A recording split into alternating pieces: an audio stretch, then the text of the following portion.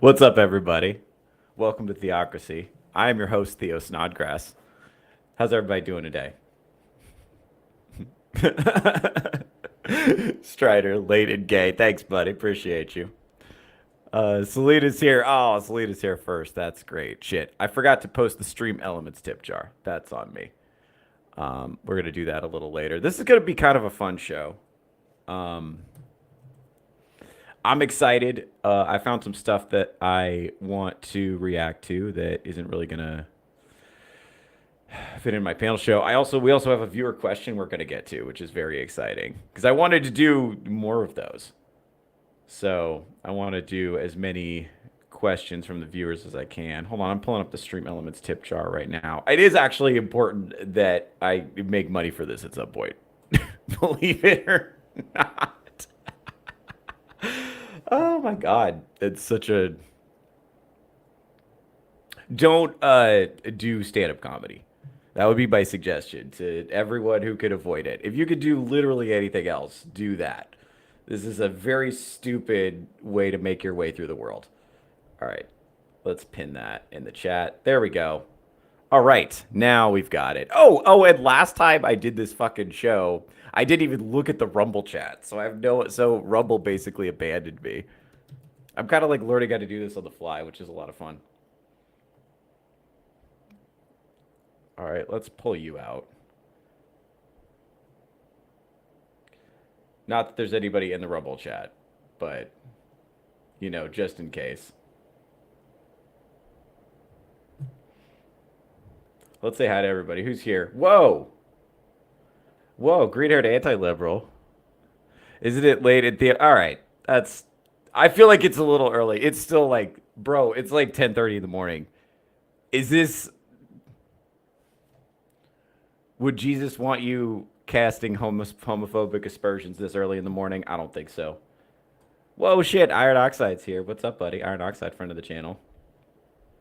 Green-haired anti-liberal on thin ice.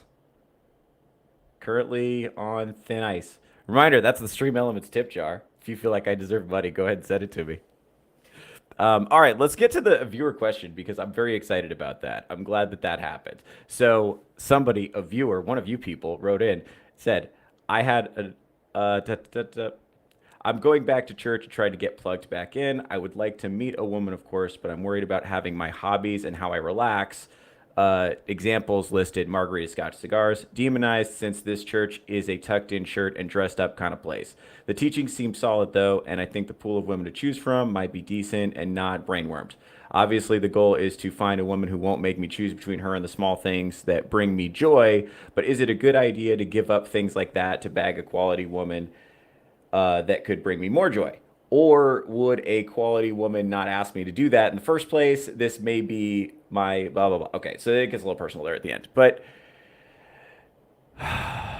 this is a good question, and I hear this all the time from Theo on Homo Time. I was just about to start ranting, and now I have to address this. Is this going to be what the thing is?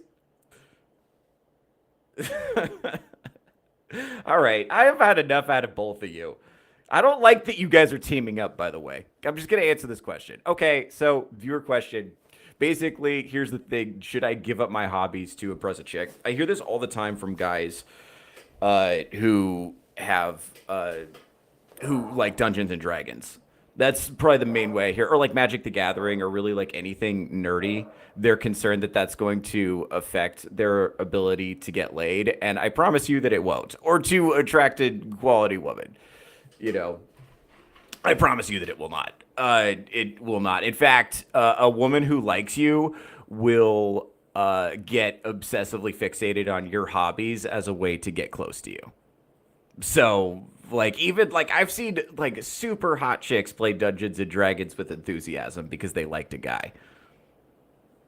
This is not.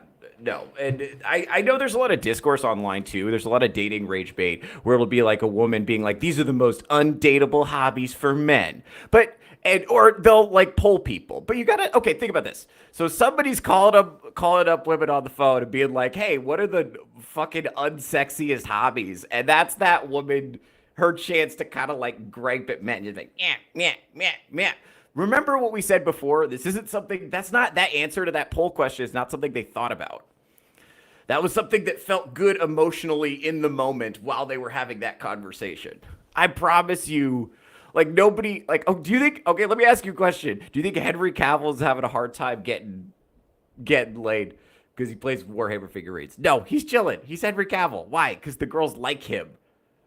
Right? So you just gotta date people who like you, and then they're not gonna want to, change you. That's the whole point. Like, honestly, 90% of the dating problems could be solved by people just the advice: date people who like you. And I don't know. So when I talk about, I do think there are certain things that men should change in order to attract a woman of quality. For example, if you're rampantly promiscuous and you're expecting a quality woman to accept that, it's probably not a good look. It's probably not going to work out well for you. Most quality women aren't going to want to do that. So maybe get your house in order there. I would also say, like, if you had hygiene issues, clear those up before you expect to meet a quality woman. But like, as far as like what you do with your free time for fun, I hate this. I hate this idea that you're supposed to just like give that stuff up for a woman. I understand stuff that's inordinately expensive, but if it's your wind down time, I actually think, by the way to just absolutely murder a relationship with resentment is to start giving up stuff that you love for the person. That's actually a shitty thing to do to her, especially like to kill off parts of yourself to vaguely make her happy is actually a way you are going to resent that later. And then you're going to start treating her badly. So it's actually a terrible thing to do. Don't do that. Don't, I mean, fuck it. Let's ask the chat. Let's see. I never hit anything, and it's never hindered my ability in any way from high school through adulthood. Bingo. That has been my experience. Listen, guys, I'm 5'7". That is the cutoff where women stop treating you like a person. And I do fine. Like, it's just never hurt me. Like, I know people talk about all the time they don't want to date anybody under 6 feet. And I hear it all the time in the discourse. When I go out and talk to women in real life, it's pretty obvious that my height is not hindering me. Let's just put it that way. Like, and I'm not rich either, by the way. I'm just good at doing stand-up comedy. That's it. That's it. That's it. And I look like this, whatever that is. So that's it. And it works for me. So date people who like you, for fuck's sake. Like, I hate how the discourse is men need to conform themselves. I understand that it is somewhat necessary for men to conform themselves to women's standards, but like, that's the thing. Do you want to be hot to like every woman you talk to, or do you want to be attractive to the one particular woman that you could reasonably pair bond with? Because you only need one yes. You should be very particular about that, especially if you're looking for a wife, which that's the question. The question isn't like, how do I crush random puss? The question is like, how do I find a wife? I promise if you want to date this person for a long time, you don't want to be killing off big parts of yourself. That's how resentment happens, bro. I'm serious. And I love you. I'm saying this because I love you. Like, don't do that. And I don't care if she's hot. You're way better off, finding somebody who likes the person you are currently. Ours probably wants 6+ inches to pause. Ours, the chat's friend of the channel. Ours, are you here? I won't date anyone under 6 feet either. Bro, women over 6 feet are, can I say, wildly underrated. Tall women are like tall woman, short man is an elite combo. I'm just saying, you can climb that woman like a raccoon. Bro, she's so good. It's so good, dude. I dated this girl for a while that was 6 feet tall. And she was she used to play college volleyball, and she was from Barbados. So we looked very different standing next to each other. We walked down the street, and people would be like, man, that guy must be rich. Dude. It was awesome. It was fucking awesome because tall girls are used to getting kind of passed over. So they don't care. And they don't really care as much if you're taller than them. because they're like, that's unreasonable. They understand that narrows their options considerably. I think part of the problem is that women think there's way more tall guys than there are. But also a lot of this is like a lot of these expressed preferences in like polls and stuff, or like what people say online on social media is just like it's just made up emotional bullshit that evaporates when they're confronted with somebody that has charisma. Like in the wild, like in the streets, charisma is still king as far as I can tell. And this is also saying Cold Approach is dead. I stand by both of those. You know, Cold Approach is dead. But anyway, where were we at? Tall women are easier for me to hold since I'm a towering gentleman myself. Wow. Yeah, by the way, Strider is 6'4", ladies. This guy right here, 6'4".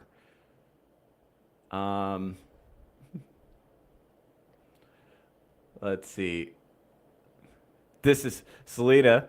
He actually got me interested in a lot of stuff. We have so much fun together learning about each other's likes and dislikes. He got me into comics, and now it's something I enjoy. This talking about her husband, Iron Oxide. Yeah, that's kind of the point.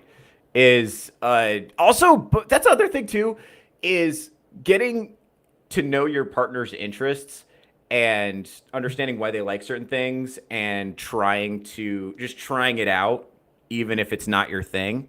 That's part of the joy of getting to know a person. And so if you kill off all your hobbies and you don't give her that opportunity, you're actually denying her one of the joys of getting to know you.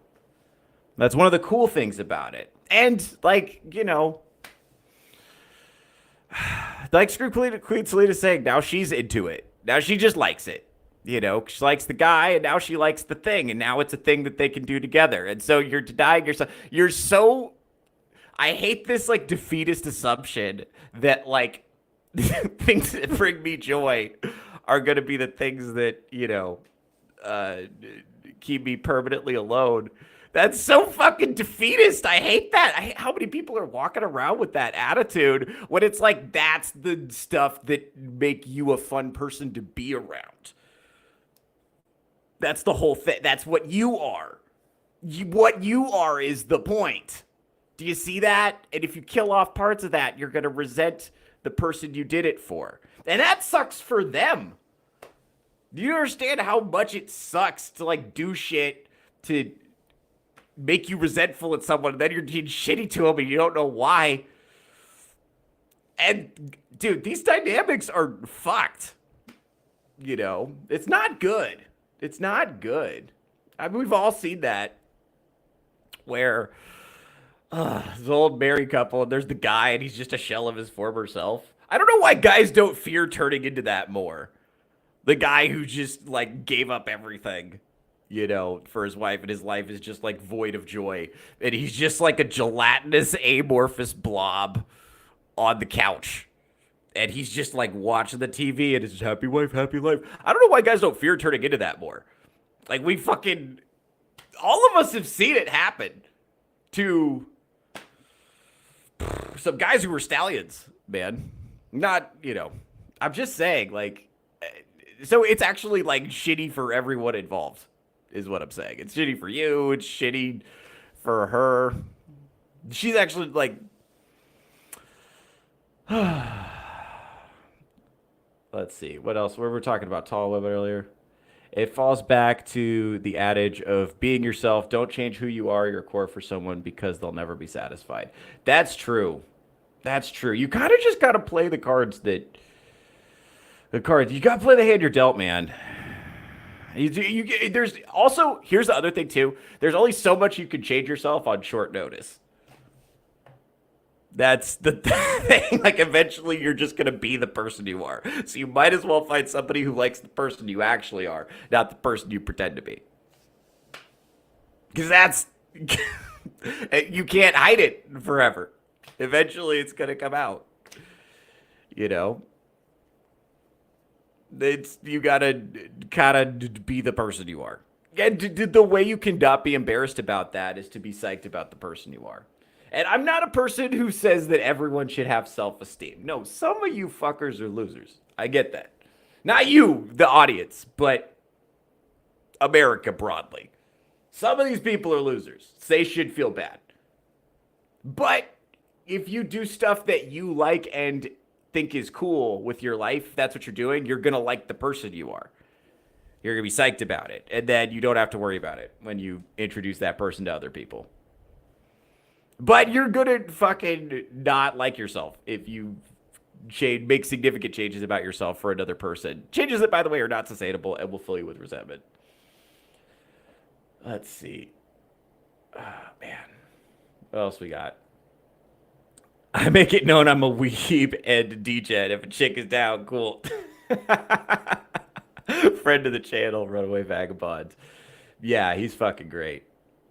So what you're saying is just have no hobbies so we don't have to change for women. That's not what... Oh, man. No, I probably shouldn't talk. I don't have hobbies, so... I should get some hobbies.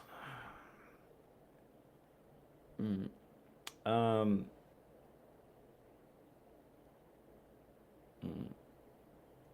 Yeah, I tear. Oh, the deflated dude. Yeah. Yep. What's up, Bat Sauce? Bat Sauce is here. Yeah, and yes, it's exhausting to pretend. That's a great point. It just makes everybody tired. Well, and that's the thing. If you're tired and you're like not having a good time, then you're not going to be nice to the person. You're not going to be nice to your person. Like you just have to be psyched about things because life is hard and shitty sometimes, and it's super annoying to take out the shittiness of life on the person sitting next to you, and just project all your resentments and bullshit and dissatisfaction with life onto that person. Unless you actually like hanging out with them, and you're not gonna like hanging out with her if you have to change your life significantly, man. You know, and it's like I think what it is. It feels like there's a scarcity of women with just remotely palatable moral values on the market, especially if you're in some kind of Christian tradition. It's very hard. It's very hard. I understand that. But also, if you're religious, you should believe that it's all on God's time, and that that you actually can't stop yourself from meeting your wife because it's God's will that you meet her. So you actually can't stop it if you wanted to. It's gonna happen. You can fuck it up with bad choices, but like as long as you're keeping your foot on the right path, you're gonna be fine. So don't worry about it. Don't change your fucking hobbies. That's so retarded. I hate it when people. I understand why people are considering that, but to me that comes from a place of insecurity. I think it's easy to have a scarcity mindset in the current market. It's easy to think that quality women are incredibly rare. I stand by what I've said before, reflecting on it. I think it's 3 out of 4 women are cool, but like that 1 out of 4 is the loudest. And so because we're taking shit at face value, we're assuming that the loudest speaks for everybody. But that's the fridge guarding the snacks. There's still plenty of women out there that would rather not do this. They're just having a hard time. And they're just trying to get by. And they're just like, they don't want to get hurt by the sisterhood either. So they're out there. You just got to pay attention. Also, you don't need all of them. You just need one. That's the other thing, too. If you're trying to get married, you just need to find one. That's way easier because then if like 99 out of 100 reject you, that's fine because you found the one that you were looking for. And it's just like, you can do that. Yeah, you could be a nerd and like nerd shit without being a nerd. That's the trick. Yeah, just because you enjoy reading fantasy literature doesn't mean you have to be socially retarded. Like, you don't have to be a fucking smelly mouth breather. That's totally optional. You can opt out of that. You could just I don't actually think, I know we hear a lot of discourse online about women expressing like super high standards, like I said, to like they'll like scream it into their phone or whatever. That's easy to say.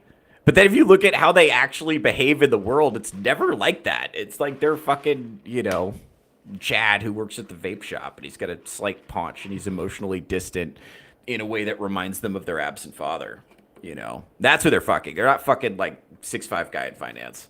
That guy is a guy that exists in their head and in their porn books. That's not real life. And also, the women who are like screaming at the phones are not the women you'd want to date anyway. That's what fucking. Okay, all these women, people get so bad at fucking prostitutes on podcasts for having bad opinions. It's like, did you think she was going to have good opinions? Look at her life choices. Did you think she was going to have like super astute political analysis? Is that what you were expecting from her? Because that's an expectations problem. You got to align your expectations with reality. And you didn't want to date that girl anyway. Bro, she was just, why is it making you mad? You didn't want to date that girl. You know? Who cares what her fucking bullshit standards are? If she's screaming into the phone, she's disqualified. You didn't want to date her anyway. So who gives a fuck? I promise you, there are so many quality women who are like, bitch, shut up. You're fucking up everything. Stop. I promise you, there's way more of those chicks out there. They're just not, people don't talk to each other anymore. That's the problem. If people had more human conversations, I think you'd realize that like all of us are sick of this and desperately want it to stop. And most people are cool. It's just like the 20% of the population that's the most agitated and poorly emotionally regulated that's ruining it for everybody. Yeah. That's yeah. So we're kind of like a gender cold war right now, which sucks. Don't mention feet with vacuum on here. Nah, 3 out of 10 are cool. Hey, she said that, not me. That's a woman. I was thinking it. She said it. Quit being nice to women. Listen, somebody has to be nice to him.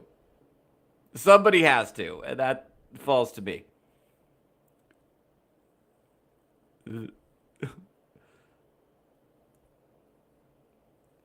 What is going on in the chat? Chat's just talking to themselves here.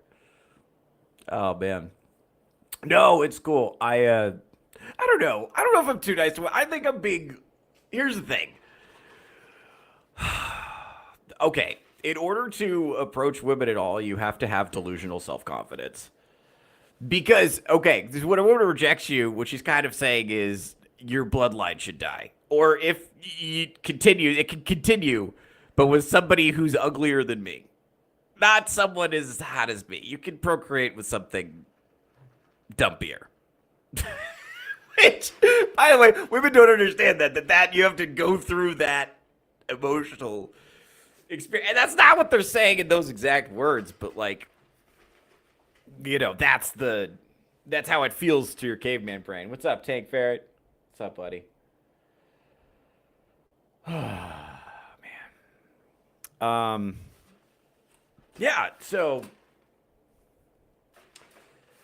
yeah, getting rejected is kind of like saying your bloodline should die. That's where I was going with that. I don't remember what I was trying to say. I was trying to make a point. I don't want to just end it there. Right. Oh, delusional self-confidence. So you need delusional self-confidence to overcome that because that's like, it's a scary thing to face. And you can get numb to it. Like I have like a thick scab over my rejection sensitivity from doing stand-up comedy. So I'll pretty much just say anything to anybody at this point. Because like, what are they going to do? Be mad at me? I don't give a fuck if you're mad.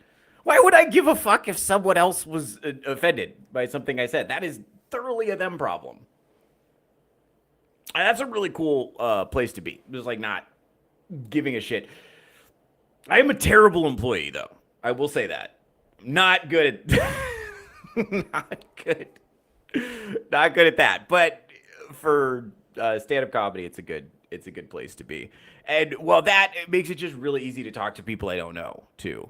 Because stand-up comedy rejection is extremely harsh, and it's extremely bitter, and it happens real time in front of a lot of people. And that's tough, but it makes you, but then if you get rejected by like one person face to face, it's kind of like whatever. It's like, okay, well, at least I didn't get rejected by a whole room full of people of all different ages, races, and socioeconomic classes. I didn't get rejected by a representative sample of the city in which I live. Right? That's harsh. Okay, getting rejected by one person is like not that bad by comparison. You know? So that's that's another thing I say to guys a lot that I don't maybe don't say enough is you should just like do shit that makes you braver just as a habit. And that like okay, like if you're like a socially anxious person, you should do karaoke. You know. But I think a lot of people it's weird. I know people who like want to be good at karaoke, and that's not the point of karaoke. So you're supposed to shriek into a microphone for 3 to 5 minutes, whatever you want basically. And then the people around you pretend that it was enjoyable. And you guys all do that for each other. You know, so that's excruciating for a person with social anxiety, for people that don't like to be in front of people. That's excruciating. And so, but if you do that a bunch of times to the point that you build up a callus around it, then that'll make it easier to do harder things later. Like talking to women is terrifying if you're not used to it. And it's going to go badly for a while. And it's like, you tell people that, it's like, it's just got to, they're like, ow, I don't want to fail over and over and over and over and over and over and over again and feel the horrible humiliation. And I'm like, well, that's the buy-in. You know, can't avoid that. So, hold on. Let's see. Dating culture is silly. Yes, dating is retarded. We talked about this. Meet through friends and family. Dating is retarded. Why would we try to court women who aren't worth courting? Great question. Okay. That's a good question. Hold on. We'll come back to that. Karaoke for K-pop demon hunters. Please stop talking about K-pop demon hunters. It makes me feel like you're sexually aroused by it. And I just, every time you bring it up, I'm like, oh, I've seen it now. I watched it. And Vagabond, there's a lot of zoom ins of feet. And there's a lot of boots stepping on stuff. Like, bro, you're not slick. I know why you like this, bro. Did you know karaoke is Japanese for Hollow Symphony? That's a good. Let's see. In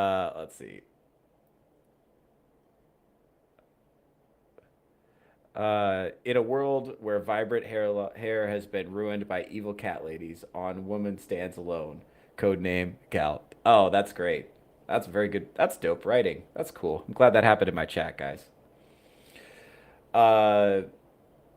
Why would we court women who are not worth courting is a good question. You don't do that. That's a stupid thing to do. But it might be useful to learn how to talk to them. Because when you meet, okay, here's the thing. When you meet a woman of quality, they're rare, so you want to make a good impression. And in order to make a good impression, you're going to, like, okay, here's the thing.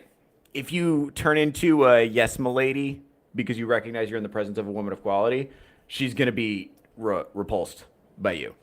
So you gotta like condition yourself to be able to talk to women, and that's what confrontational bimbos are for.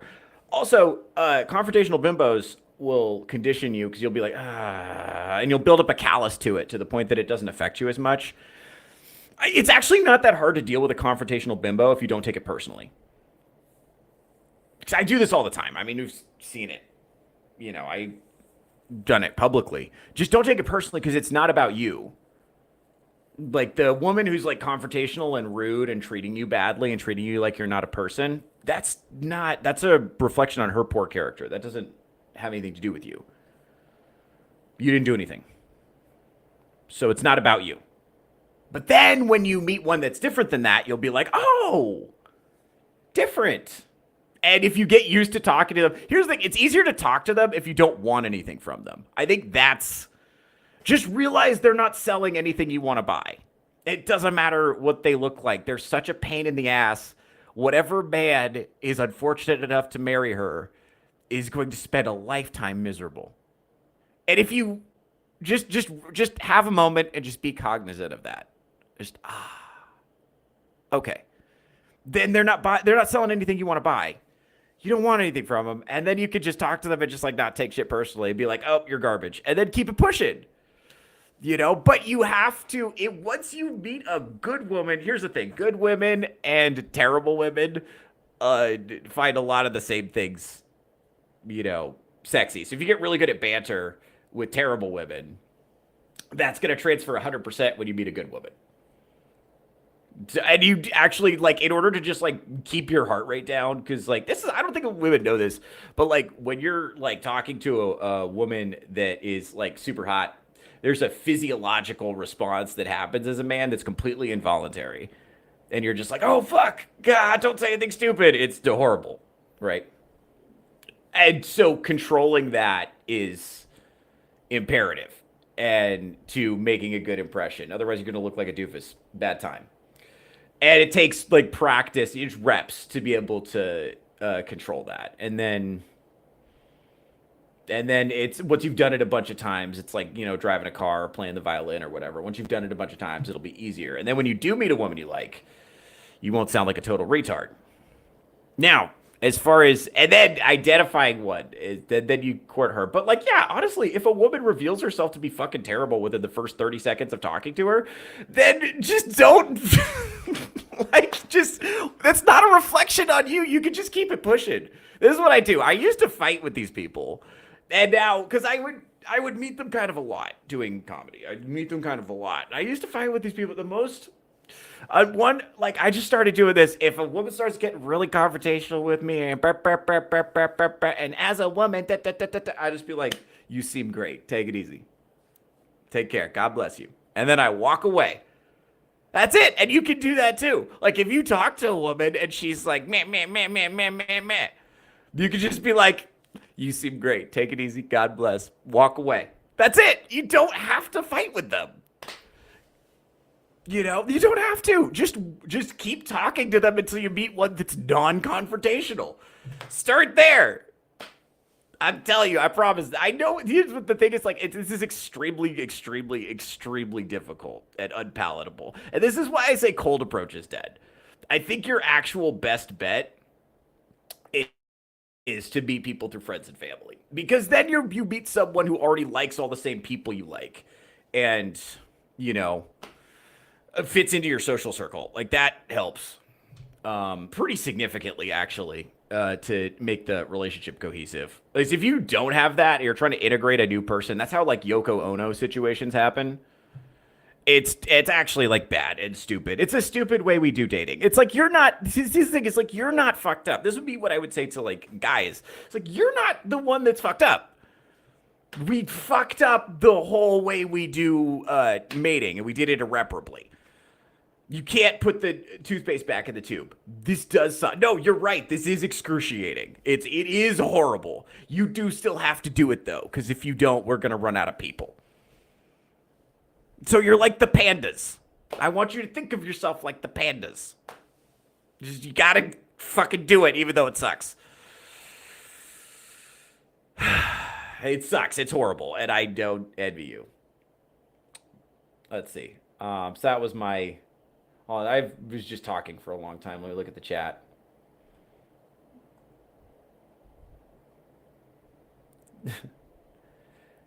Let's see. Oh, there's so much of this. Best line I ever said to a woman is, "This looks like a blueberry at an art museum." Turned out she had a fetish for that.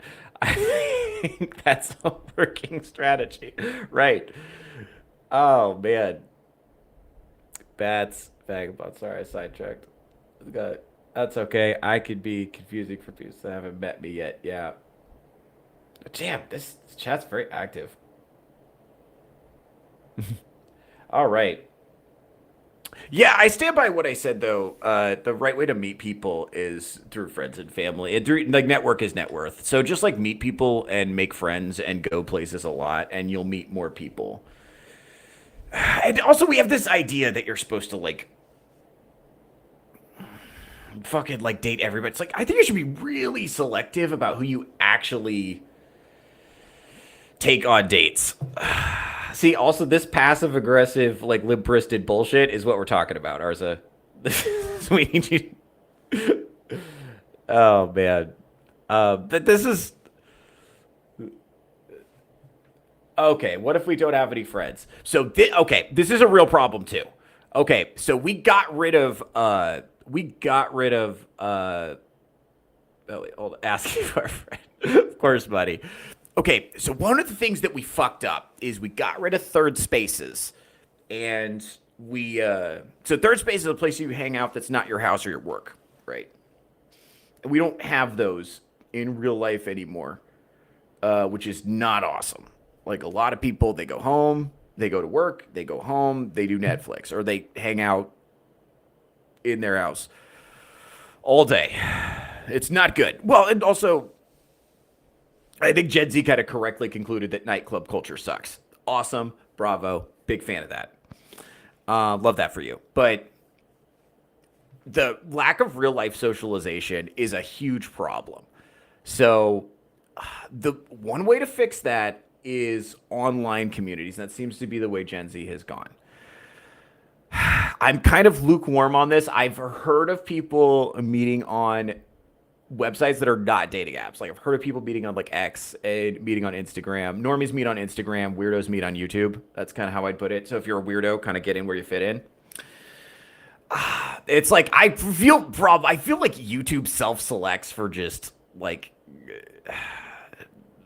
people who are super into themselves. I'm just going based on myself. I mean, I know why I'm doing it. I assume everybody doing it is similarly an egomaniac to me. I mean, I'm just looking at this thumbnail and being like, yeah, there's some ego. There's some ego here. Yeah, so that's a kind of like a weird situation. I do think I also this is one of the most important things. Network is net worth. So your ability to network is going to really determine your life outcomes. So if you're not comfortable talking to strangers, I would really encourage you to get as comfortable talking to strangers as you possibly can. Because that's going to just make your life a lot better. And it's going to wildly increase the likelihood that you're going to meet a cool chick that you will want to go out on a date with. But it will also magnify your job prospects. It will magnify your social prospects. It will magnify your friendships. It will magnify the amount of money you make. Especially if you're a young person. If you're a very young person and you meet an older person with a lot of money, they might want to help you just because helping people is a nice thing to do when you're an old person. And those kind of opportunities only come to people who talk to strangers.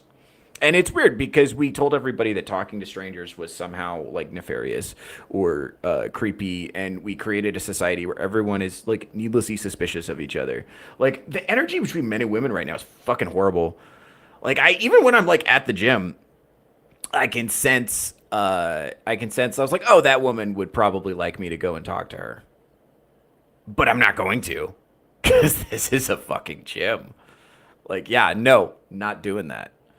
Not doing that, Bo. It's partially don't shit where you eat situation. Partially the gender politics at the gym have been fucking horrible.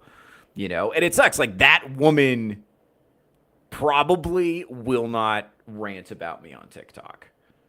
But I don't know for a fact that she won't. And because of that, I'm like, this is why Cold Approach is dead. It's cooked. So, and it's like not that fun. Also, Gen Z forgot how to do it, which does make me sad. Like it's actually like dying. This generation doesn't have it. Like there's nobody doing like honest to God Cold Approach. Like it's like the way I learned it, it's dead. Like it's not, it doesn't exist anymore. Which sucks. But also, it's like it was always kind of like a retarded long shot strategy. Very low percentage strategy, very stupid. Way better off if you want to have a lasting relationship, meeting people through friends and family. So if you do not have friends, step one is to make friends. And unfortunately, you have to set time out of your life to not be online and go somewhere where other people are and say hello to them. And that sucks. Start with dudes. Find another, like, sweaty, nerdy dude. Say hello to him first. And then you'll just be amazed at how well your life will go if you just start, like, making friends as quickly as you possibly can. And this, here's another thing for friends. So the way I fucked up a lot was I would decide I didn't like people and still try to hang out with them. That is not a good thing to do. You like people that you decide to like. It's a choice mostly. Just, like, decide to... You're cool. Just if you go with the attitude of you're probably cool instead of you're probably a dick. I think that's what, and if you're a person who's been like socially harmed a lot, then it's very easy to go into a situation with the attitude of you're probably a dick. Because it's been your life experience so far. It's like most people are dicks. But if you go into the attitude of you're probably cool, especially if you're in a hobby space that you like game stores are great for this. Like my go-to example is if you're like a nerd person, if you're like a Magic the Gathering kind of guy, go to a game store where people are gathering and then find somebody who's playing Dungeons and Dragons and ask if you can join. And now you're hanging out with people. Like I promise you could do that. If you're kind of like a nerdy, like autistic mouth breather of a dude, that's congratulations. Everybody else is too. So you're not going to be the most socially inept person there. You're going to do, and dude, the chicks who hang out in those spaces can be kind of cool. It's weird. D&D's in a weird place right now where there's a schism. There's like based D&D and like gay LGBTQ, D&D. And they're that thinks like orcs are racist and fucking elves are non-binary and shit. And it's like, all right, hold on. Wait, so it's like you got to get in with a good group. But that's just like anywhere. Just find a place. It doesn't have to be D&D. Just like any place you like hanging out and just go there and like make friends with people. You actually have to. This is like not optional. If you spend your 20s doing this, your life will be a lot better. This is not optional, actually. And I know it's scary and it sucks, but you have to do it. You have to learn how to do that. It is maybe the most important thing to learn how to do is to form relationships with people. That's maybe the most important thing. So, and besides, like if you're like in your young 20s, you should be like learning about women, but like you're not like dating doesn't get easy for men until after age 28. Like that's when shit starts to tilt in your favor. And then after that, it's like coasting. It's way easier. So don't get too excited about, what was the question? Where do we meet people? Yeah, go to places you like and do stuff with the people there. Just assume that you will like the people who like the same things you like. And also, try to be generally support. Try to yes and people. That's the other thing too. Don't be pedantic and don't be actually guy. Nobody likes that guy. Just like yes and people and see what they say. And also the way to get people to like you isn't to talk, it's to listen. That's the same with women. That's why I have all these stories about, I was talking to this stripper and then she started telling me her whole life story. Do you know why she did that? Because I listened. I just didn't interrupt her. I'm telling you, dude, so much of getting people to like you is just not interrupting them. Any idiot can do that. Just don't interrupt people and they will like you. Seriously. Just be amazed and ask genuine questions. And it doesn't have to be anything crazy. I personally think asking people what you do for work is the most retarded, boring question in the history of humankind. And I hate it. And I hate that that's become like such a staple of crowd work. Because it's the least interesting question I could possibly think of. One of the least interesting things about people, especially now where careers are dead, maybe the least interesting thing about a person is what they do for work, especially a young person. So it's like, like if you're meeting somebody who's like, just out of college and they're like, working at the Gap or whatever. Or they're like a barista. It's like, that's why would you even want to start there? Why would you even start with that? I don't care. I'm not remotely interested in that piece of information about you. There's not a single part of me that is interested in that. What do I learn about a person from asking them that? I think it's just, you have to give people an opportunity to tell the truth about themselves. And that's just, what do you do 90% of the time when you have to put up a social mask because we live in a low-trust society full of snitches?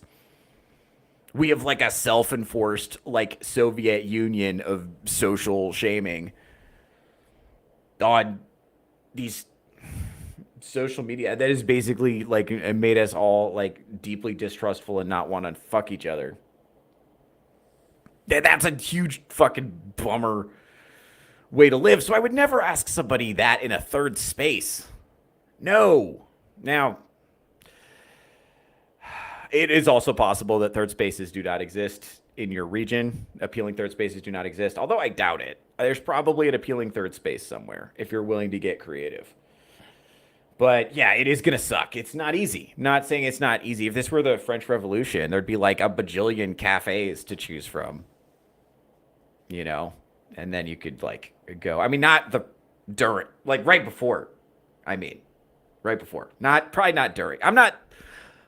Oh, hold on. I want to pivot because I don't want to make it sound like I'm pining for the French Revolution because I'm not. I think that'd be a bad clip. My point is, it used to be a lot easier to just like go outside and find places to hang out before we all got like fucking locked into screens in video games and shit. And spending so much time online too. I mean, I think that's a killer. I say that as someone who's like alone in his bedroom, spending inordinate amounts of time online. So I'm guilty of this too, but. It's let's say out of the chat. Let's see. Let's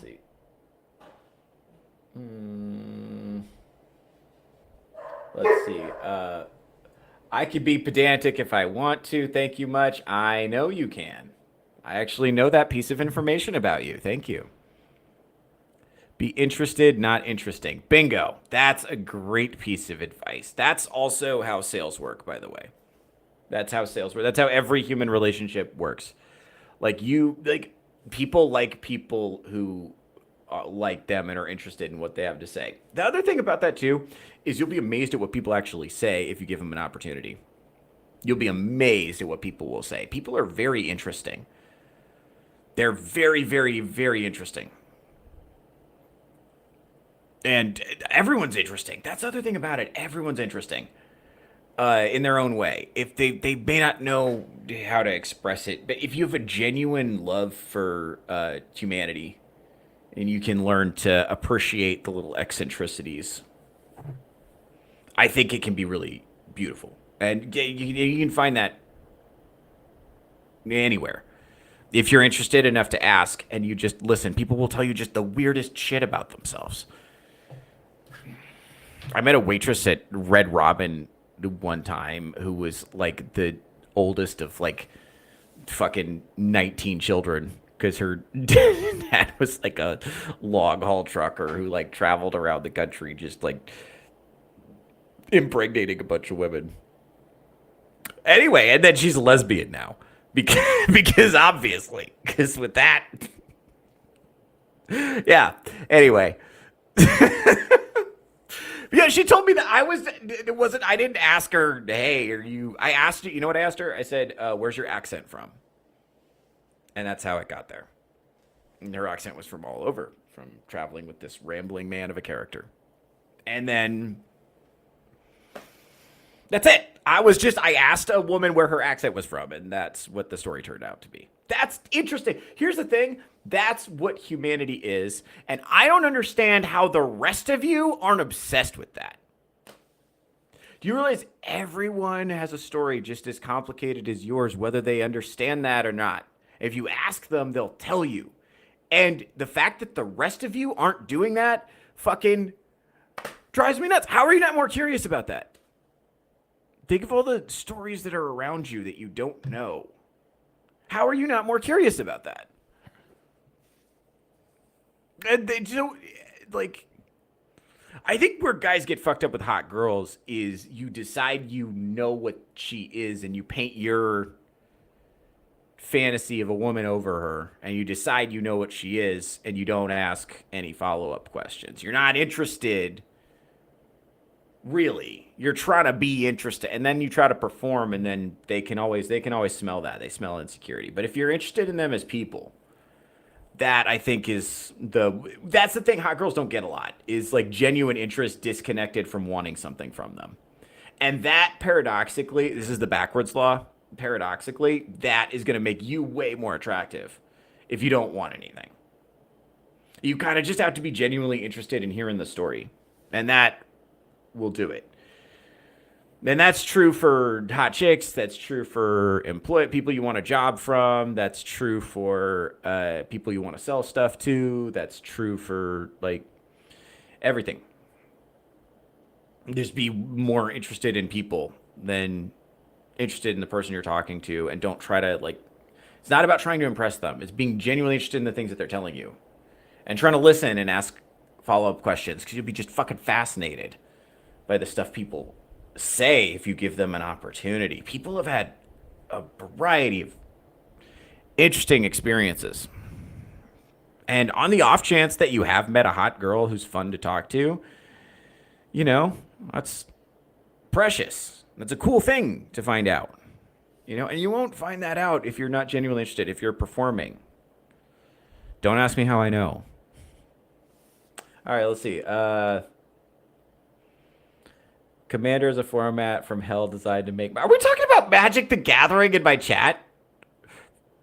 To make Magic not fun for anyone who isn't 300 pounds. Thank God you play at least some casual... Okay. Why are we talking about Magic the Gathering? Bro. My work is interesting, but I love my job. LOL. Okay. Thank you. So, okay, do you guys know that thing where you're talking in generalities and then some woman will pipe up and be like, nuh-uh, not me. That's what just happened in my chat right now. It didn't need to happen. It's okay. But you know what? It did happen, and we're going to move past it.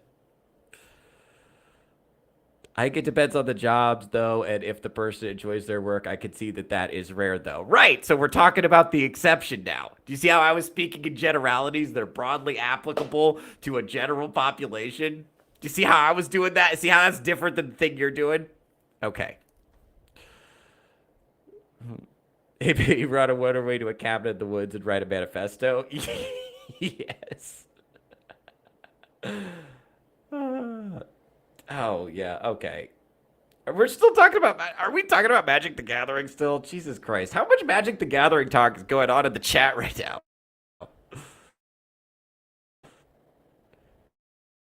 Thoughts on leading with the question, do you like your job?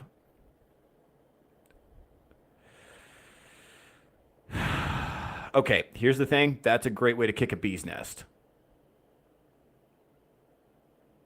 So you got to be careful with that. You got to be careful with that. Some people like their jobs. Some people hate their jobs in a way that makes their work personality worse. They hate their jobs so deeply that it affects the whole rest of their life. They might resent you for simply asking the question, especially if you are a person who likes your job. So be careful with that. Be careful with that. Asking people to reflect on their own choices is dangerous work. That's how you can stir people up emotionally. Like if you ask someone if they like their job, you got to be prepared for the fact that some people will cry. I'm not exaggerating. If you ask the wrong question, like some people are just going to break down. I met some women that really wish they hadn't become lawyers, but they have a hard time admitting that to themselves. And then the waterworks can get going. You got to be careful with that. And I don't think that's a common experience. It's probably going to be more subtle than that. But yeah, a lot of people, if you ask them to reflect on their choices in a way, in that way, they will be reflexively upset, and they'll take it out on you, even if in subtle ways. Some people, one of the most acute feelings they have on a day-to-day basis is hatred for their job. And it's like central to their thoughts. And, yeah, it's a really, really tough place to be, but a lot of people are there. Yeah, a lot of people are there. If you're blessed to have a job you like, you are in a really good situation. That is not the reality for most people. No. And that's why I stay away from work. That's the other thing too, is work's become unbearable for a lot of people. Now, if your job is is central part of who you are, that's great. But that's and that is definitely true for some people. But if it's a load bearing part of who you are, then that matters. But like a lot of people are trying to escape from that. That's the thing. Part of like social interaction is it's supposed to be an escape. I actually think talking about work at a social gathering is by itself a violation of the social contract. I think. Jesus Christ, I was at a pool party not too long ago. Oh my God. So there's this homegirl I know from law school, and then she had 3 or 4 people that were like worked at the firm with her. And watching it was like they talked about work so much. They talked about work, and this is like the pool party on a weekend. It was like they'd forgotten how to have fun. It was sad, like watching them like joke and riff, like bummed me out. It was like, oh, this hurts my feelings. And I don't know, I had fun. I had good banter. I got to talk to them a little bit, and they did loosen up, after they had a couple drinks. So I don't want to cast aspersions, but no, but like it's people that their job has become their whole personality, and not to the point that it hurts other parts of their lives. And if you ask them about it, like I asked her, I was like, quick question, why are you doing this to yourself? And she paused and she like stared into this because she was on a long rant about work. And I asked her, I was like, well, I was like, you I forget how this came up, but I was like, we were kind of talking, and she was on this long rant about work and all the stuff she had to do, and I was like, can I ask you a question? Why are you doing this to yourself? And that was when she kind of like stared into the distance, and I could see her spitting out, and then she looked at me and she was like, my therapist probably knows. And then she walked away. Just a truly bizarre. There's a lot going on there. There's like a lot of discontentment. Some people are trying to fill discontentment in other parts of their lives and their job. I knew a lady lawyer one time. She hadn't been on a date in 9 years. And it was one of the most confrontational human beings I've ever met. Not unattractive, just so combative that nobody could get close to her. So I don't know. It's just people who, to me, I don't know. I know for some people, jobs are important. But I think at a social gathering, you got to talk about other stuff. That's my opinion. I think you got to, because that's what you have to do. And that's also where you have your like fake personality. You're like, that's the part of you that responds to HR emails. That's not a part of you that I give a shit about. Because that's the fake part that you give to everybody else. Keep that shit away from me. I don't care about the fake part you give to everybody else. I'm not remotely interested in that. Like, I'm willing to be genuine and deal with the consequences. So I invite other people to be genuine and deal with the consequences. Part of the consequence is that a lot of people don't like me. It does happen. Right. For a variety of reasons. Sometimes they're right. Sometimes I'm an asshole. I don't mean to be, but sometimes it happens. And sometimes I'm just not their cup of tea. Like, it happens. But I don't know. I'm way behind in the chat. We got like 32 chats. Jesus Christ. What's up? Oh, Shield Wall. Hold on. Shield Wall Dragon. It's blocked everywhere. I can't read your username. That's embarrassing. Whoa, Full Metal Nate is here. What's up, buddy? Oh, Shield Wall. What's up, buddy? I did lose most of my cards since someone stole my car and had everything. Are we still talking about Magic the Gathering in the chat? That's awesome. I was once a ferret thrown into a particle accelerator by scientists, then bitten by a radioactive tank. Based backstory. Vagabond, that last sentence made me hate you with the passion of 1,000 suns. I don't know what you guys are talking about. You're having a whole separate conversation about Magic the Gathering. So many of these chats are about Magic the Gathering. Hold on. Yeah, I keep making a fool of myself. Well, get used to it, sweetie. That's what I do around here is make a fool of myself.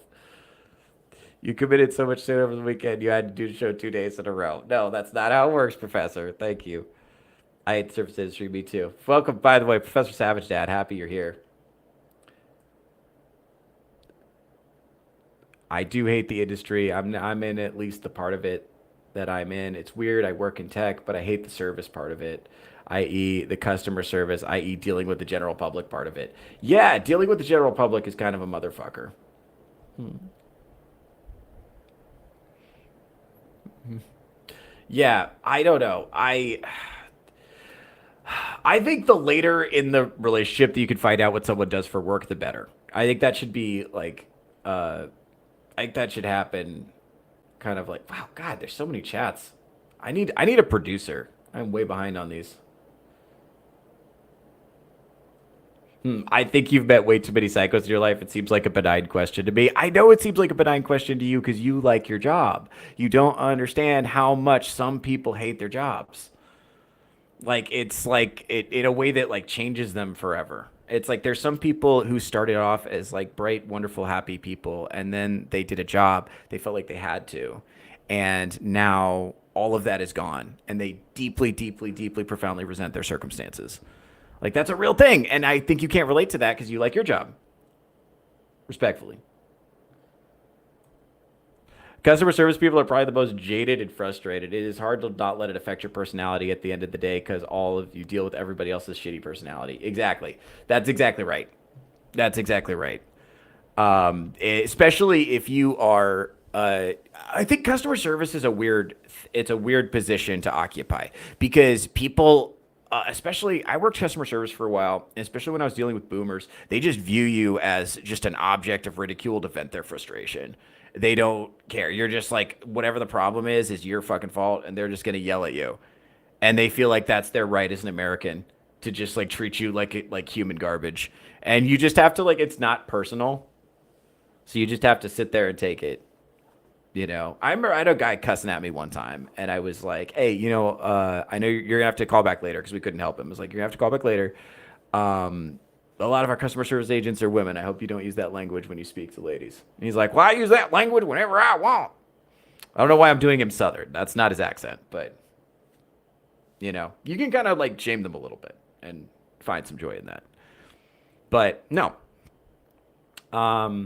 that's customer service will the fucking change you, and a lot of jobs are like that. Like the humdrum, like the humdrum, the constant boredom and slow drip anxiety of a laptop job is excruciating. And I do think like working from home, even though people like it, I do think working from home makes you into a fucking weirdo. I do think that. I think there's a whole like isolate everybody living in their own little like zoo cage is like not the way a society is supposed to be structured. Uh, the social interaction I have like with you guys when I stream is the one thing that helps me when I get it out on Friday or Wednesday when I stream with Devil. I do need some social interaction. Right, everybody is in that situation right now. Everybody. That is such a fucking real thing. I'm so glad you posted that. So that's exactly yeah. With people who don't annoy me, all I do is interact customer service every day of my life. I do 8 to 5, 5 days a week. I would, yeah, yeah, bingo. Let's see, what are we doing? Let's see, where do we get? Uh, yes, you could talk about work release, and move on to other things eventually. It's like, I agree. I don't know.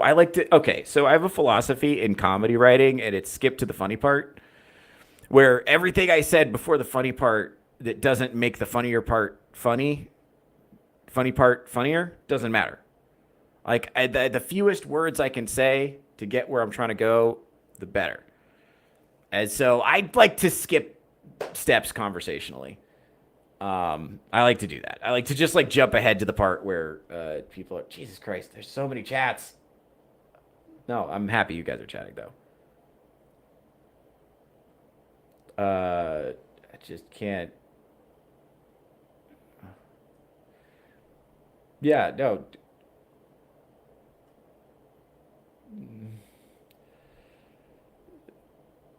Yeah, I guess. Yeah, I guess. I don't know. I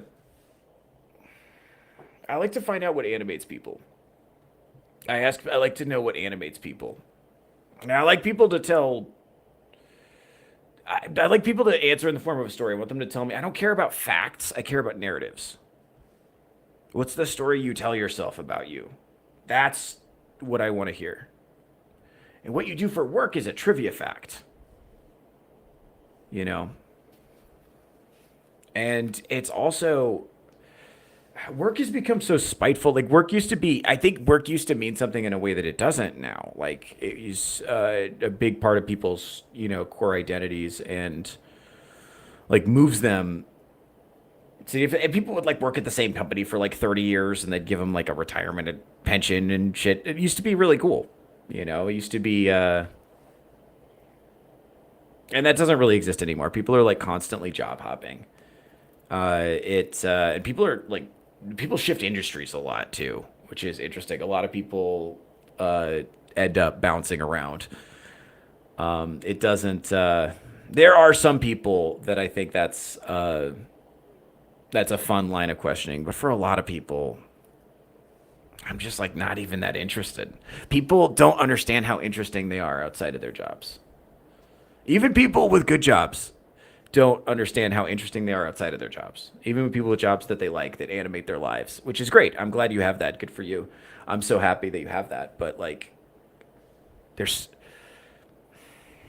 I think people underestimate like how interesting they are. Almost everyone does. To the right person, to somebody who's curious. If you can make somebody feel like you're interested in them, like genuinely, like without wanting just genuine curiosity about who they are as a person. And I think like to me that's such like what do you do for work is so impersonal. And it's like it's like I have to interact with you. I'm not curious, but I'm performing a social ritual. And I like to jettison that at every opportunity because I like to disrupt. I like to disrupt reflexive conversational call and response because just to see how people react, you know. Yeah, do you like your job as a landmine though? I mean, it could work for you. I mean, I don't know. It could. I think 90% of the time, you're probably gonna be okay. But I don't know. I also talk to a lot of people in kind of like unconventional places. I also think I know so many lawyers, and there is such a tremendous rate of life dissatisfaction among the legal profession. That's true. Uh, you know, that's true. But it's a hard thing to admit because you put a lot of work into it. You put a lot of work into becoming an attorney. And then by the time you get there, if you realize you don't like it, it's like, oh, fuck. What do I do now? Committed. And then you got to make a hard choice. So it's not for everybody. And I don't know. At the end of the day, what most of us do for work is quite trivial. That's actually a good point. Um, I think most people, like a lot of people, some people are lucky and have careers. Most people have jobs. Most people just do stuff because they have to. Because if you don't, you starve to death. And that's most people most of the time. Some people are like super lucky with their opportunity to do something that they like to do or that captivates them or animates them in some way. But also, I do not. It's not a trait I'm curious about. It can tell you something about it. But it's not.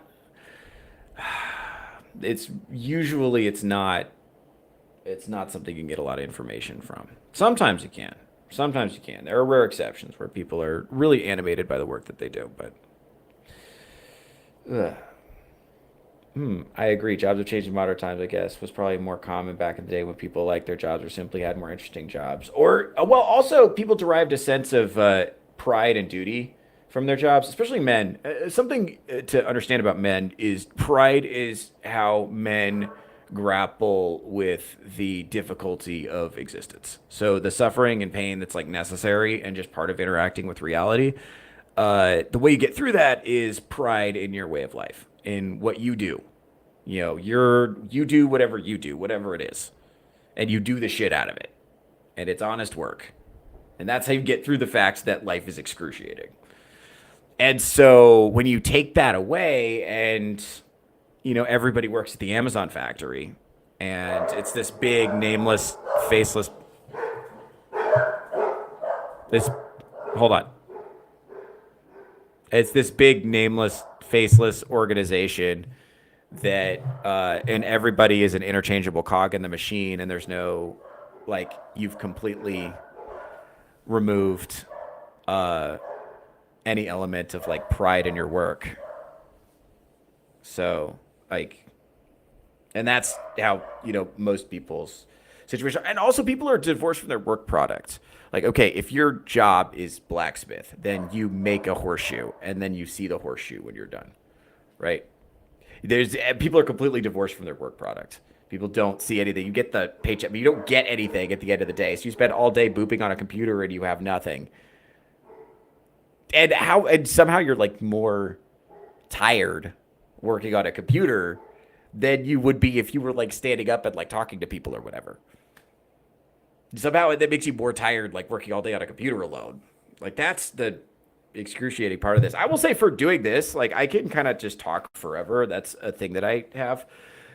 But I could do like 45 minutes of stand up and not be tired at all because I draw energy from the room. But doing this, like, if this tires me out. Like, I got to get like zonked on caffeine or I can't do it. This tires me out because there's no one here. And so I can't read the room, and I'm not drawing any energy in. This just burns energy. Yeah, I wanted to say that too about men and pride at work, but I didn't want to put anything that long in the chat. That's it. Well, that's what I'm for. Like I said, I could just kind of talk forever. So that's what I'm for. I'm supposed to say what you wanted to say, but longer and funnier. That's my job. That's what I'm here for, baby. Oh, man. Great-haired anti-liberal friend of the show. We like her. It's the mental labor and stress enforced by the structure of your workplace and the inner. Okay, yeah, that's the other thing, too. So HR culture is really hurting people, particularly men. Women don't like it either, for being honest.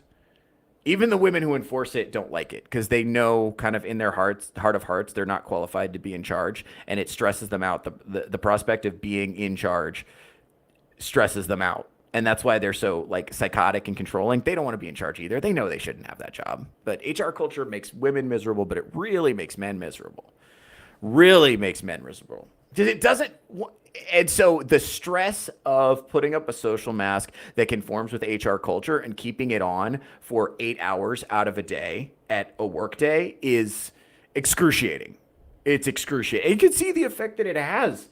Dude, bro, I met a guy, lawyer, 6'4", all his hair, beard. But he was kind of like doughy and out of shape and just like, it was like very stuffaluffagus about his dating prospects. I was like, bro, you're 6'4" and you have a real income. You own a suit. Bro, you're in the top 10% from what women are telling me. That puts you in the top 10%. Because all they do is complain about how ain't shit we are. So, bro, you've got everything they say they want. You are tall. You are employed. You are a good guy. Like, fucking, bro, get out there. Shoot a shot.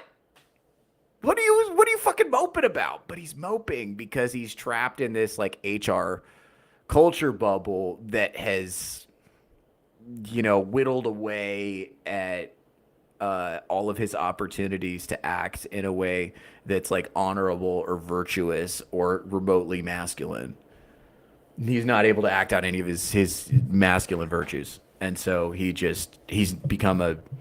made tremendous sacrifices and for a life that is excruciating, and that is a really hard position to be in. That's a tough position to play.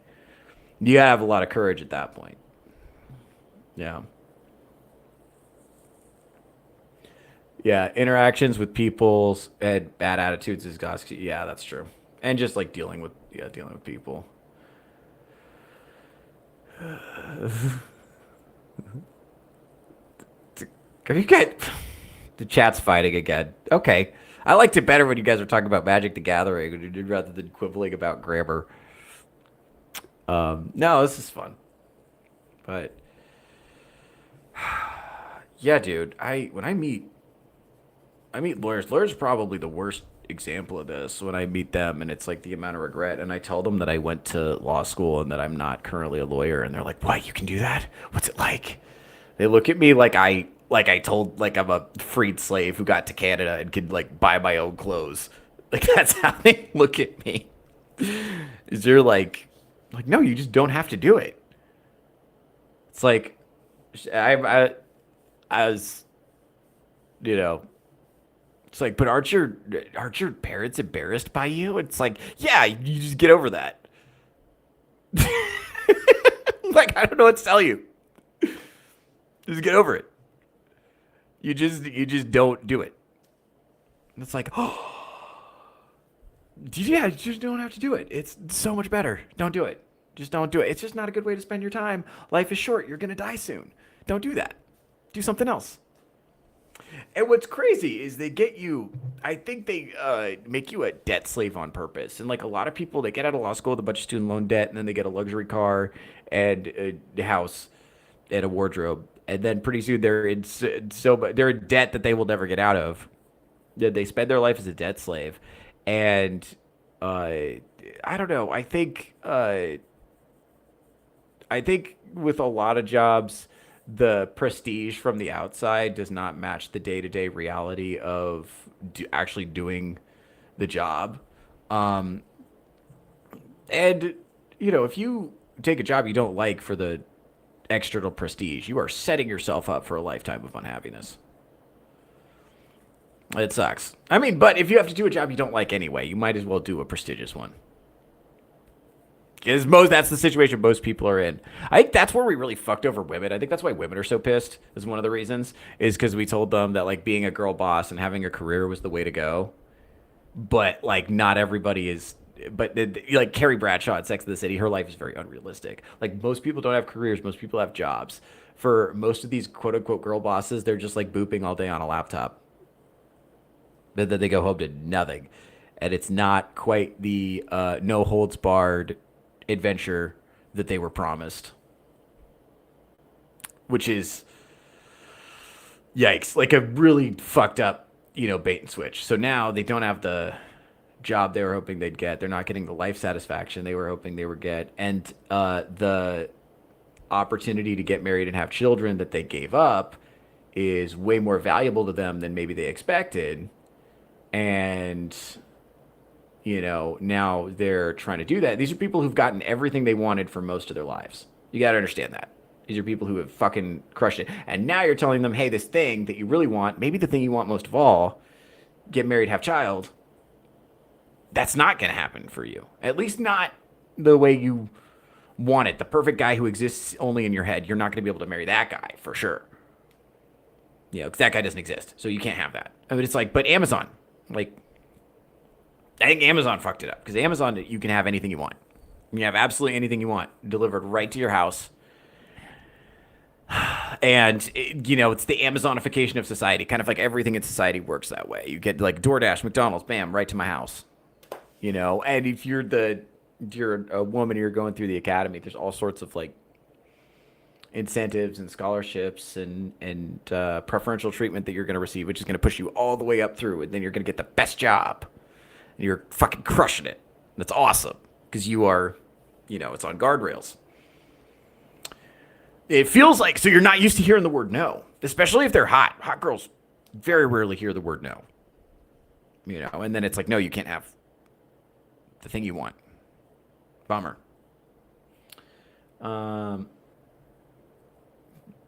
Yeah, I agree with you. If you're going to do a job that you don't like, at least make sure it pays well. I agree. I agree. I think skilled labor is probably the way to go right now. If I had to advise somebody, I would say like a job that's hands-on or a job that involves person-to-person interactions. Even that, I think, is on the way out because of AI. I don't think the job car salesman is going to exist much longer. People do not like car salesmen. Yeah, I wrongly have been blaming just the 19th. Recently saw the graph of women joining the workforce because of the 70s on a shoe on head video. Fuck those assholes in the 70s. Based. Green-haired anti-liberal. Friend of the channel. Yeah. So, I think, here's the thing. I don't, like, you can do stuff. That's fine. But, like, I think telling women to do stuff is fine because they have intellectual and creative capital. But, like, telling a woman that the most important thing that she does in her life will be her career is, like, a heinous lie for 99% of people. You have, like, maybe more. I mean, it's like you're like, that might be true of like Margaret Thatcher, right? But like almost everybody. That's also not true for most men, by the way. Like there's a fractionally tiny percentage of people that can have just a career and be satisfied with that life. That's very, very, very, very, very rare. Do you want almost everybody benefits from, would be happier, having a family and kind of balancing that. And well, like for women in particular, telling a woman that like the most satisfying thing in her life is going to be her career is like, that's true for so few people. And I think there's a lot of people who are betting on that life strategy. Like, I'm fine. I don't need a man. I don't need kids. I have cats and I have my laptop job and I'm going to buy handbags and I'm going to, travel Europe. And it's like, that's really just like not reality at all for most people. Anyway, let's see. Do apprenticeship, not school. Yeah, I do kind of think college is a waste of time. I do think college is an indoctrination facility. Actually, that brings me up. I wanted to show you guys something. Okay. Let's see. Not that one. This one. Okay. I wanted to show you guys something. This is an example of why college is stupid. Pew. Okay. Oh, let's see. This is from my Instagram, so we'll see. Beep. Men like to hate on women, but where did you come from? A woman. And they just need to realize that. People need to open their eyes. Yeah. So when a woman is in the womb, do you think about her rights? Yeah.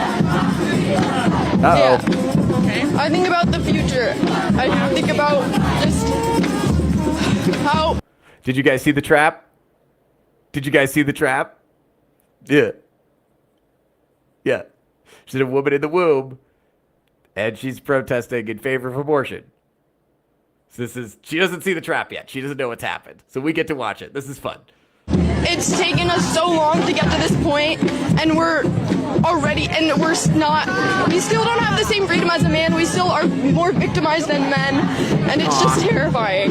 Oh, she's terrifying. When you're thinking about women in the womb, do they deserve protection as well?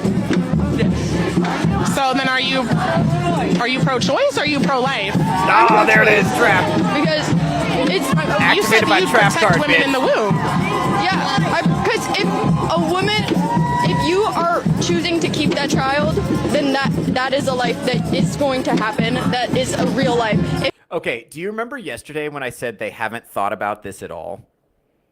They haven't spent any time thinking about the consequences. They're just saying what emotionally feels good in the moment. Do you see what I'm talking about? That's what's happening right now with her. She's just saying what emotionally feels good right now. Like she's she said it right at the end when she was like, what, basically, she's terrified. That's just fear. So she hasn't logically thought this through at all. And you're seeing that. And watch how the crowd responds. This is great. If you don't want to choose to keep that life, then I don't think it's real life, because a fetus in the womb is a quote unquote. Shame on you! Shame on you! Shame on you!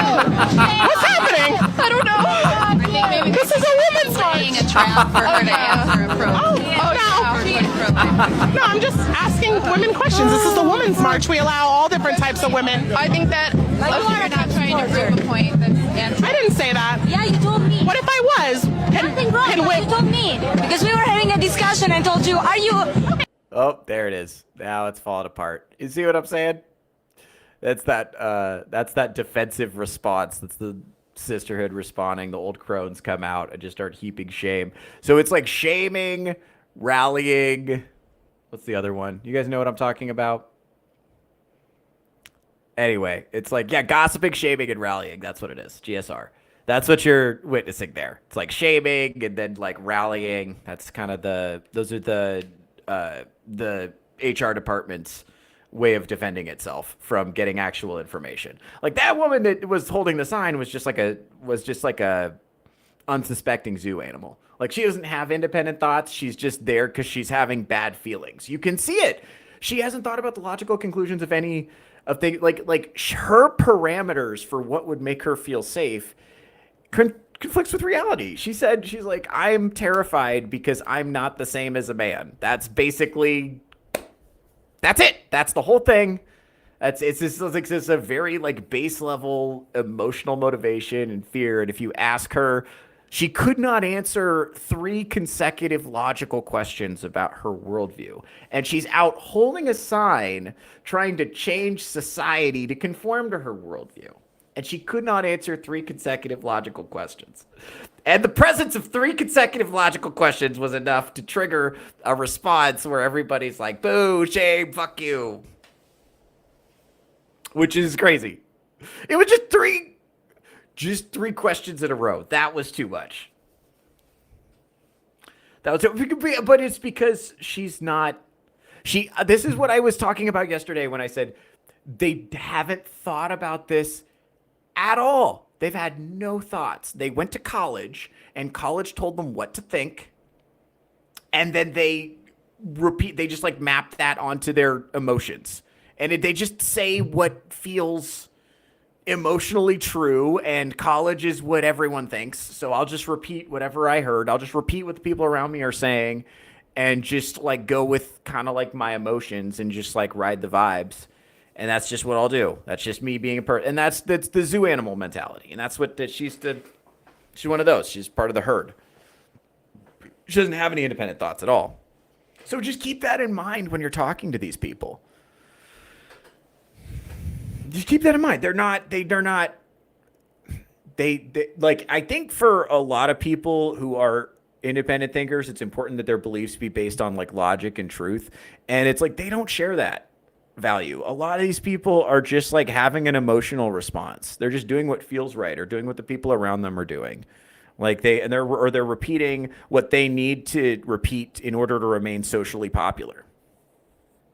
So that's so important to understand because these people are not. Anyway, that's just a zoo animal. And that was a good example of people getting together and like rallying a bunch of people around to like shame. They're literally chanting shame. So that makes it easy to see what they're doing. But you saw them kind of get the estrogen lynch mob together to try to take this woman out. And by the way, every woman who has tried to ask a logical question can relate to this experience. If you go against the sisterhood, this is what happens. And by the way, this is why chicks don't. This is why you're like, where are all the cool chicks? Why don't they show themselves? Because that's what happens. That's what they're worried about. That's why they don't speak up. Because if they out themselves as being different, the sisterhood values conformity. because conformity is optimal for social cohesion. If we all think and act and believe the same, then nobody will ever fight. If we're all the same, then we don't have to fight. But that's all, by the way, a facade, because as we know, women are constantly comparing each other and comparing themselves to each other and constantly competing and constantly trying to take. But they have to compete covertly. They don't want the competition in the open. It's covert competition. Right. So on the surface, they value the sisterhood values social cohesion. And if everybody believes and thinks the same, that's optimal for social cohesion. So if a woman outs herself as like, I don't agree with that, that's like, how dare you? How dare you threaten the social cohesion with independent thought? It's like, but you guys are just wrong about stuff. Shut up. Shut up. Burn her. Burn her at the stake. She's a witch. Literally. I mean, it's funny, but it's also not that funny, because literally, right? Or lobotomize them or whatever. It was horrible shit. Yeah, are we still talking about skilled labor? Did I cook with that? Did you guys like that? Yeah. Yeah, it's because women are left. Yeah, it's yeah. Hey, take care, man.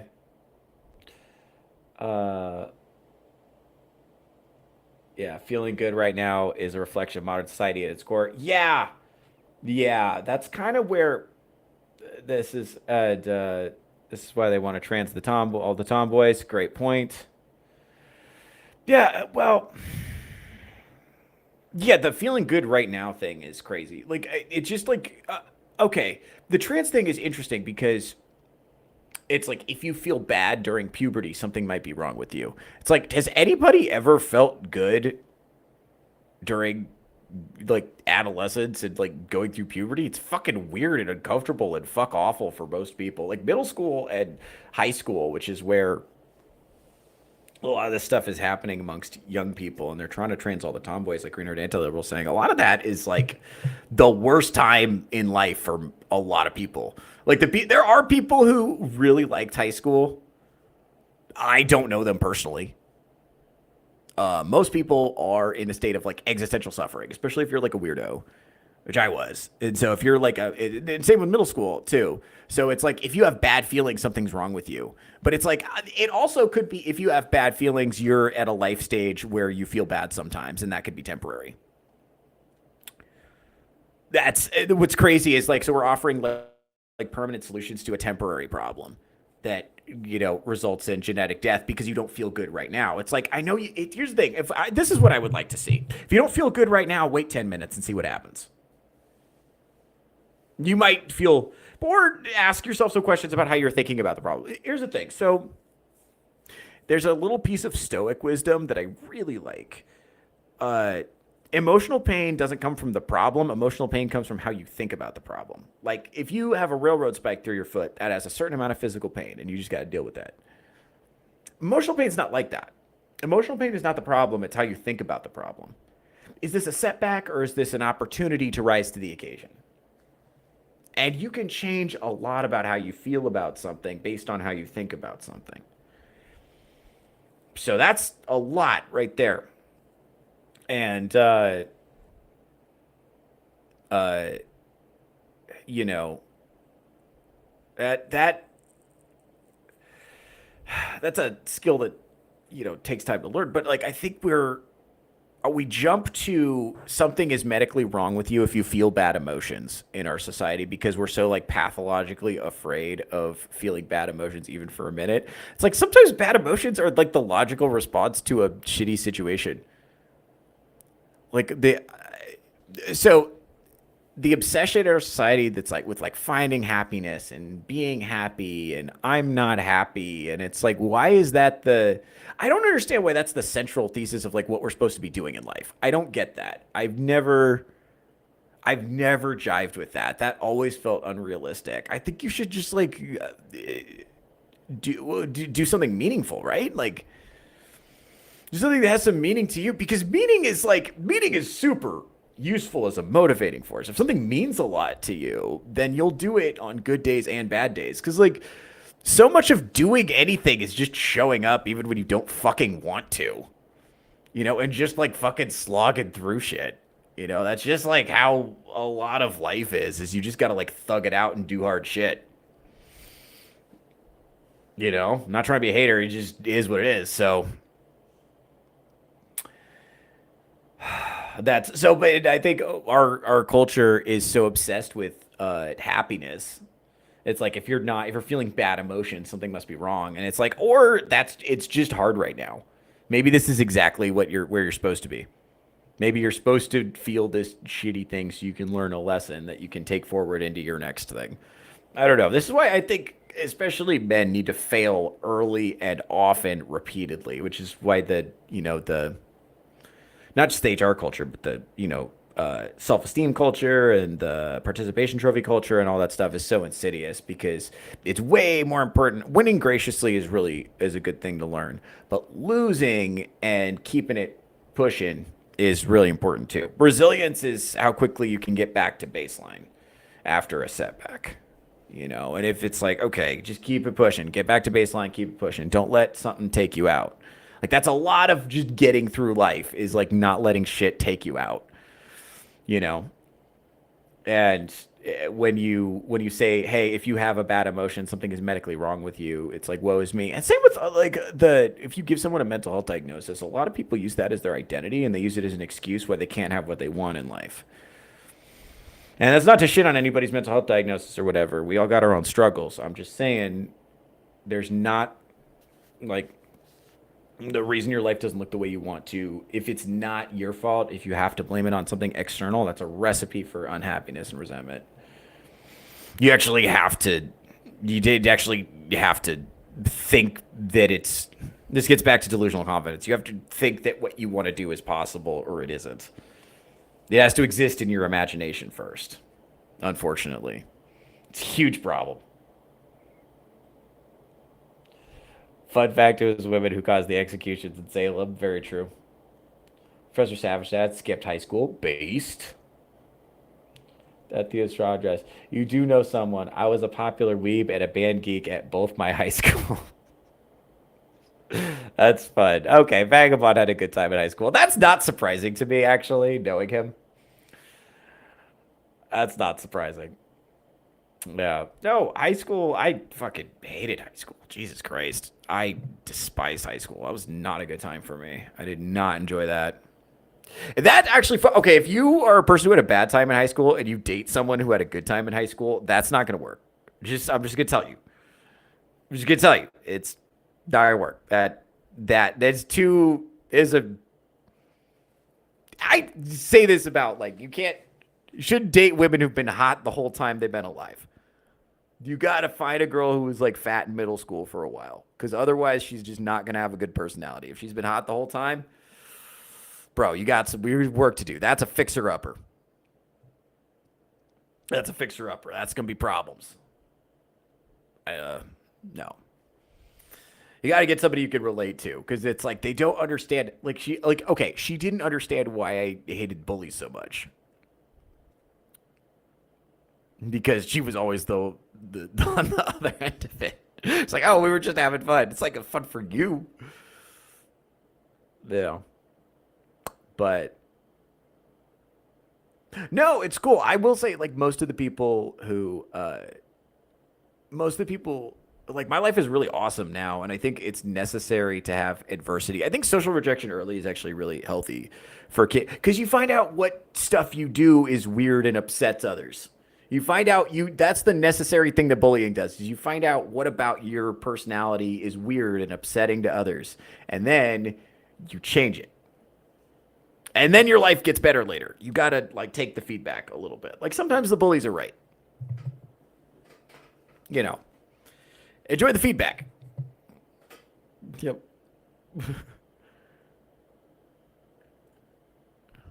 I enjoyed taking stats for the football team, but that was a highlight. Is that a euphemism? This is taking stats made in this context. All right. You know what? This is a family show. Gal, can you please keep it together? Thank you.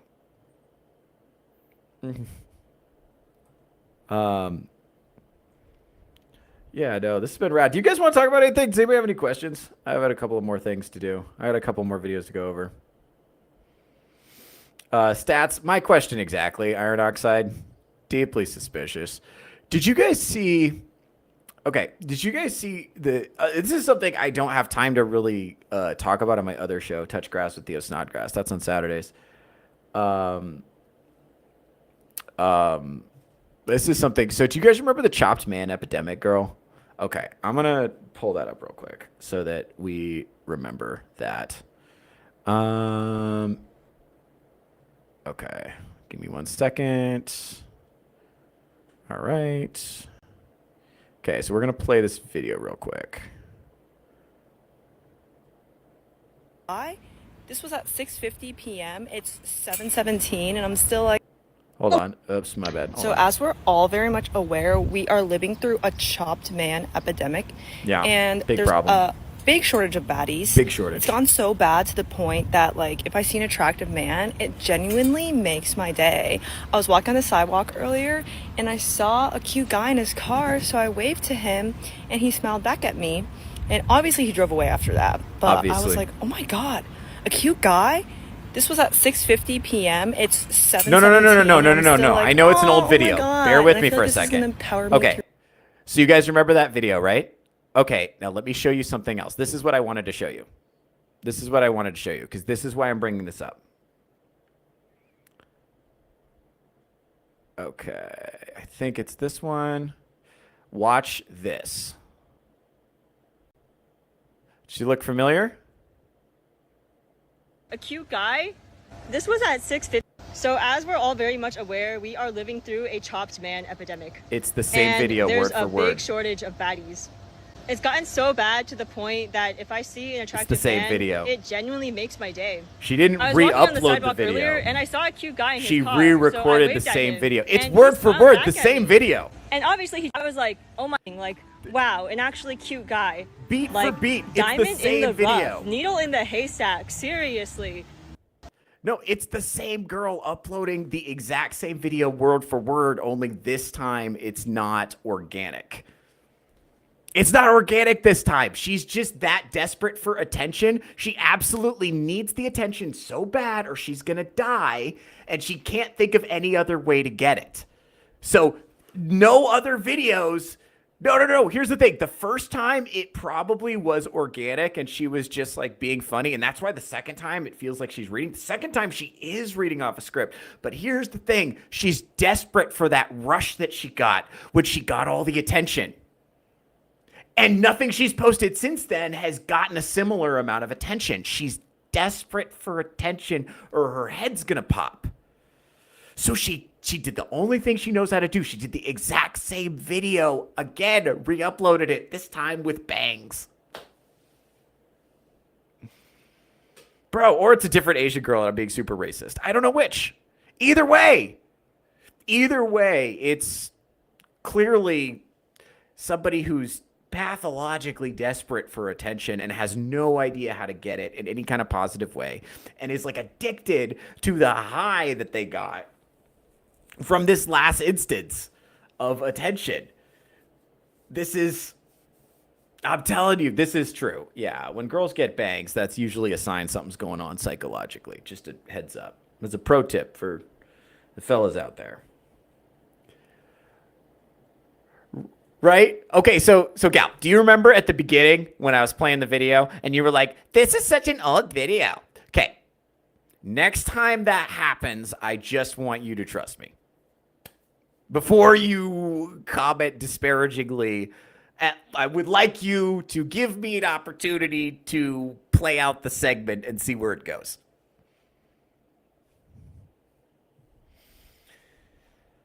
Okay. Anyway, bite me. Do not tempt me. Anyway. Oh, yeah, we talked about bags already. Yeah. Bro, I lost a ton of viewers at noon exactly. That's when Nerdrotic Show starts, yeah? Yeah, that's what happened. Okay, cool. That makes sense.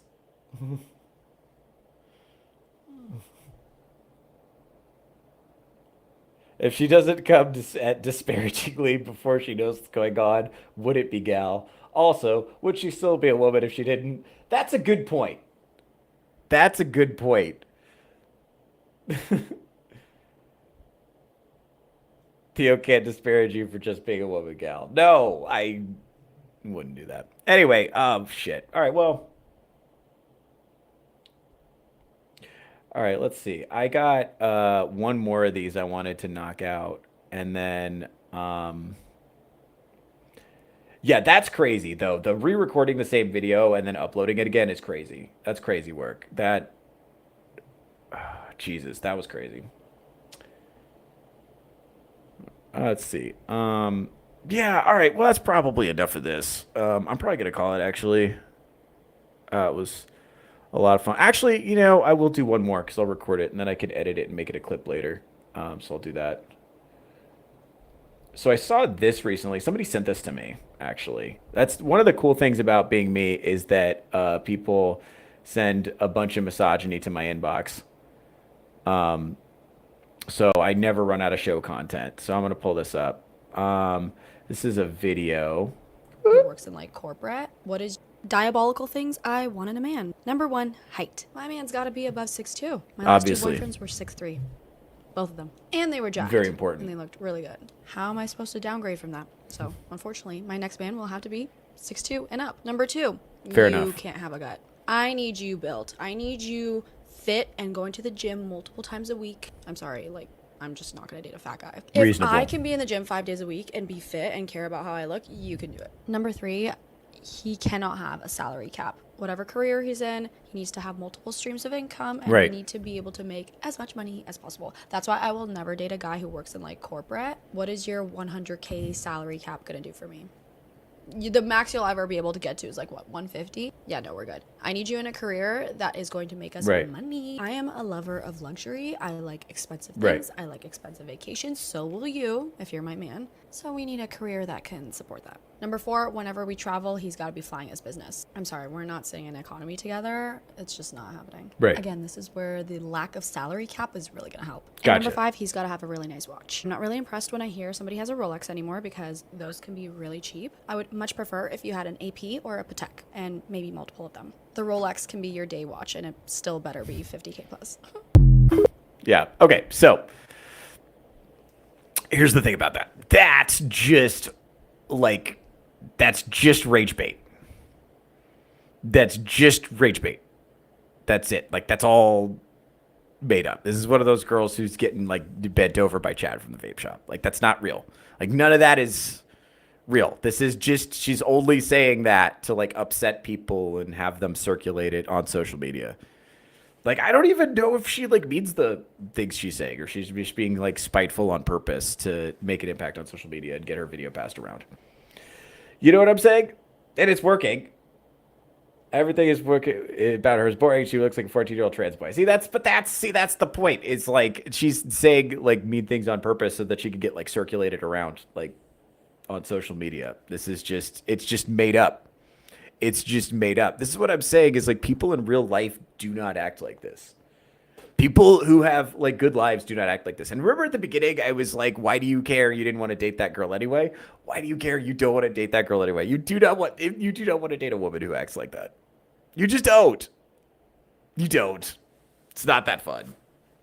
It's not that fun and you're not going to enjoy it. So like, don't fucking fall for rage bait. That's it. Don't fall for rage bait. Don't do that. Life is short. Like, do things you like. Go play Magic the Gathering. That's what I'm saying. All right, that's it. I'm done with the show now. So, man, that was a lot of fun. So anyway, goodbye, everyone. Say goodbye to me if you wish, because I'm going to go now.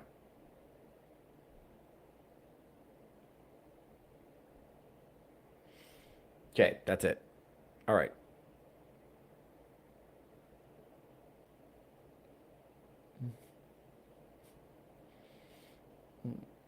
I guess that makes sense, but why would you tarnish your reputation by doing rage bait? Well, some people are just addicted to attention, and they don't have any ability to think long term. Like, I would say probably Chopped Man Epidemic Girl falls into that category. Because Chopped Man Epidemic is also rage bait. But